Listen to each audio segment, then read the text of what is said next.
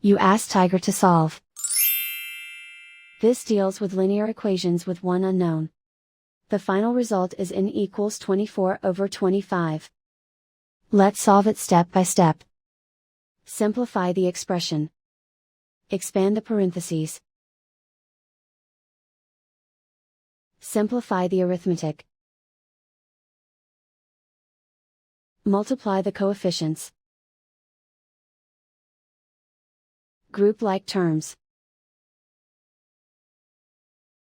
Simplify the arithmetic.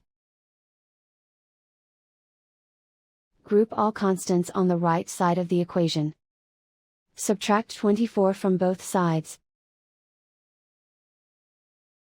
Simplify the arithmetic.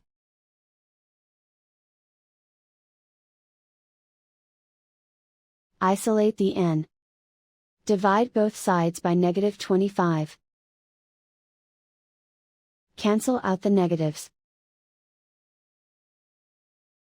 Simplify the fraction. Cancel out the negatives.